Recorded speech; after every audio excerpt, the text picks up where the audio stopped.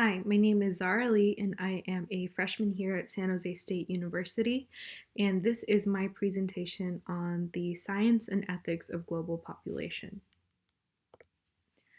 So, in order to properly grasp why our population is growing at the exponential rate that it has been in these recent years, it's important to look at how these events started. And these events started in the mid 1960s with the Green Revolution. The Green or Third Agricultural Revolution started around the mid 1960s as the demand for higher production rates of food and crops and industrialization grew. And within this revolution, there were many agricultural developments that involved mechanization, soil fertilization methods, and eventual GMO production that all increased the yield of crops per arable land. And with this revolution came an obvious global food supply surplus and lowered poverty and starvation rates on average. So food production was able to increase with the same amount of arable or usable land, which makes food a more accessible resource to people who did not previously have access to it, whether it be for cost or for a simple lack of supply. And less people were focusing on survival and obtaining nutrients, which meant that this steady food supply allowed for stability and subsequently more mobility for larger populations. And with this income of resources becoming more and more consistent, populations were able to dedicate their time to development, which included creating families, specialization in careers, pursuing one's education, and technological advances that all benefited the health of relative economies, which meant that there was an increase of GDPs on average post Green Revolution. And GDP, or gross domestic product, basically just means the monetary value subscribed to all produced goods that a country can create. And reproduction at this time also becomes more sustainable, elongating the average lifespan and decreasing mortality rates. Prior to the Green Revolution in Europe, the CBR, or crude birth rate, or the average amount of children a woman has or was projected to have within her lifetime, span from 4 to 6 children. The average amount of children who would make it into adulthood, however, span from only 2 to 4.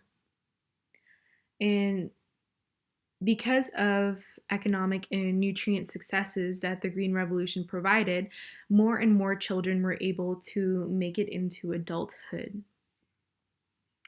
And all of this affects the average global DTM, or demographic transition model, which is a model that represents a country's population cycle.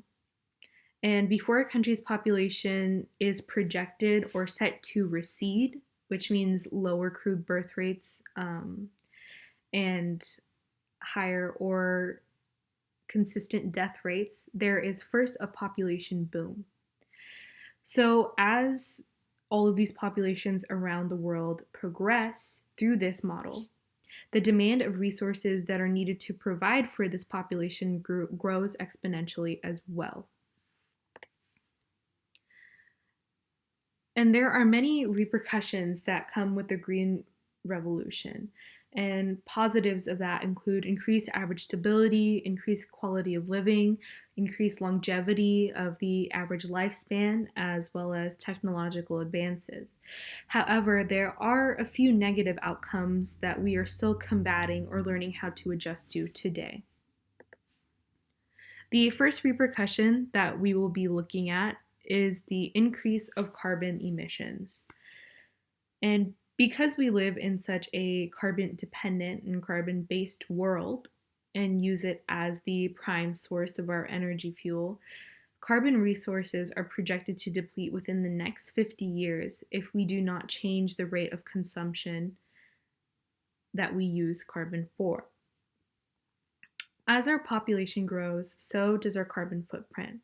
From production to housing expansion, we create a higher threshold of carbon energy needed in order to sustain ourselves as much as we can now. And because of this, because of the burning of these greenhouse gases, that leads to a lot of increase when it comes to air and water pollution.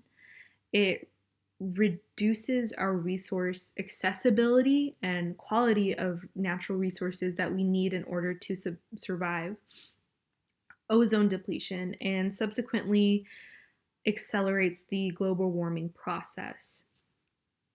And as you can see by this graph that shows the relationship between the world population and CO2 emissions when it comes to anthropogenic uses, the pivotal point for when this exponential growth starts is amidst the 1960s, which, surprise, surprise, is also when the Green Revolution was being kickstarted.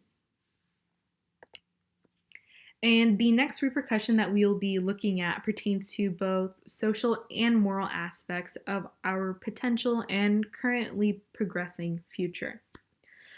And at this time, it is important to note that prior to the Green Revolution, women's crude birth rates were very high.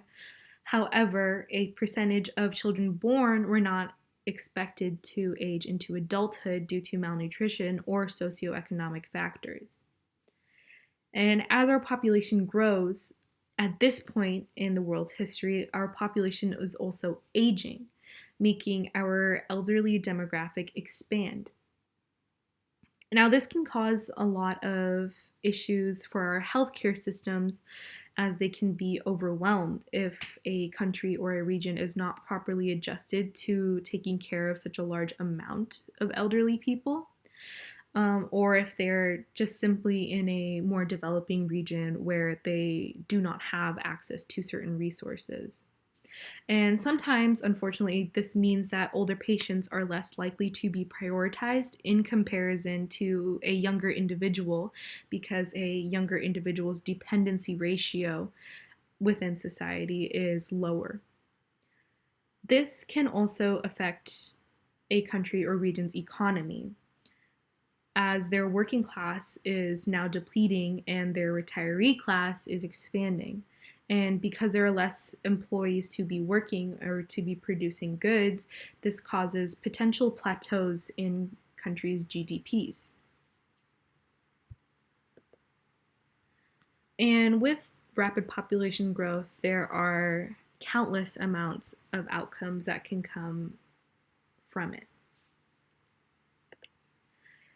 And some of those include population collapse, which basically means that there is a increasing limit on supply and resources, as well as quality of those resources as our populations increase, which means that even though there are more and more people populating areas and creating higher densities of places to live, the standards of living drop in order to properly account for every person as equally and nominally as possible. But with this decrease of standards and decrease of access to resources, there is also a population increase, which means that there will be a possible collapse to the growth rate or reproduction rates of populations or of countries because it is simply not as sustainable anymore. And one of the more obvious outcomes to population growth includes environmental damage, which is something that is a very direct link to what we are dealing with today. And the most obvious examples of that include deforestation, overfarming, water pollution, and eventual global warming and ozone depletion. And all of these things happen directly because we are trying to sustain a larger population. And since 1950, greenhouse gas emissions have quadrupled or increased by 400%. 80% of rainforests have been cleared in order to make land for farming, for livestock, or for housing. And the US is 4% of the world's population. However, we consume about 25% of the world's resources. And as populations continue to increase in our foreseeable future, it is now more important than ever to reevaluate our resource usage and energy sources in order to mitigate the sustainability of not only ourselves and the human population, but for our planet as well. Thank you.